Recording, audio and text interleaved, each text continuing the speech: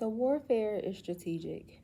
So, something else is important to understand as you go through this process, right, is that it is strategically set up, right? If you pay close enough attention to it, you will realize that. You'll start to see the patterns, you'll start to understand how God is actually shaping the situation, right?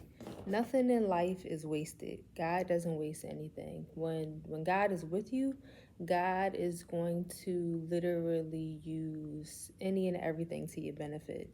And so if you are able to get beyond, the initial chaos, you'll be able to see through to the reality and the truth that the warfare is strategic, and the way that it's designed is going to, if you allow it, it's going to strengthen your weaknesses, right? It's going to target all of the areas of your life where there are chinks in your armor so that you can strengthen yourself, so that you can grow, so that you can literally become better.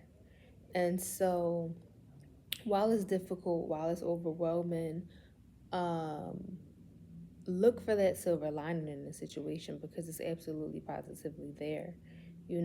I've come to realize that everything that I needed to release, everything that I needed to let go, um, everything that is not going to benefit me in my next season and my next chapter, um, is what's being focused on, is what's being targeted, is what I've been dealing with, right? It hasn't been anything outside of that. And that's not a bad thing, right? That's actually a really good thing. It's a really good thing to grow and evolve and to release what you need to release. It's also a really good thing to prepare yourself for the next season. What you don't want is to get to your next season, get to your next chapter, get to your next level, and to not be prepared for it, to not have what you need to be successful, to try and approach it the same way you were approaching your previous chapter, your previous season. Um, and this preparation process is what is going to allow that to happen, is what is going to allow you to do it. And again, like God's plan is better than our plan. God knows exactly what he's doing, and we may be uncomfortable with the way that he chooses to go about doing it, but even the discomfort serves a purpose, right? There's growth and evolution and value to be found in being uncomfortable. When we're comfortable, right? Comfort breeds sameness. It's the discomfort that, you know, pushes just the right buttons and positions you for transformation. And so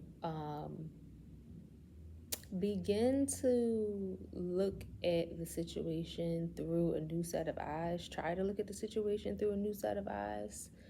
Um, and again, just look at the patterns. Look at the patterns of what's happening with the warfare.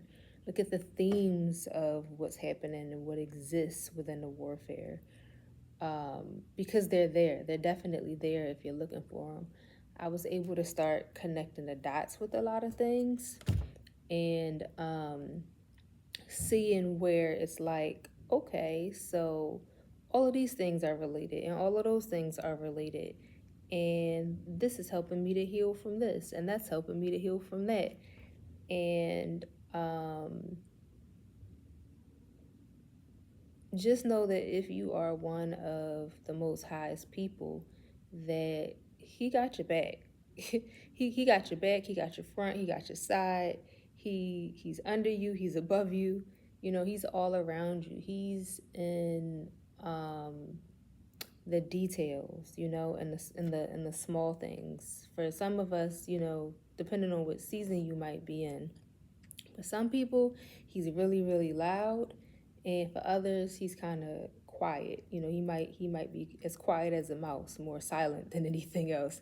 It depends on where you are in your journey, and it also depends on where you're headed and what the preparation is for. And so just recognize that, and yeah, try and look for opportunities to change your focus and your perspective on what's taking place, right? I think I said this before. I'll say it again because it's real and it's helpful. Um, what's the dude's name? I can't think of his name right now, but basically, when you're faced with a challenge, when you're faced with hardship, right, and it's something that is out of your control, you can't control it, you can't change it. The best thing to do is to ask yourself, how must I change myself, right? What must I be, if this is my reality, right? If this is what I'm up against, what must I become so that I can manage it, so that I can, deal with it, so that I can win at it, right? How do I need to shift? How do I need to evolve? What will become of me? Because that's the one thing you have power over. You have absolute power over yourself, over your own thoughts, your own actions, your own choices. And so, right, that is where you want to be when it comes to this. You don't want to be overly focused on, what's happening around you, what's happening in your environment. Um, you know, those people over there, what's being done to me type of mentality is not going to help you. It's not going to help you in any way, shape, or form. And so I hope this was helpful for folks. Just want to tap in with this today, and I'll talk to y'all soon.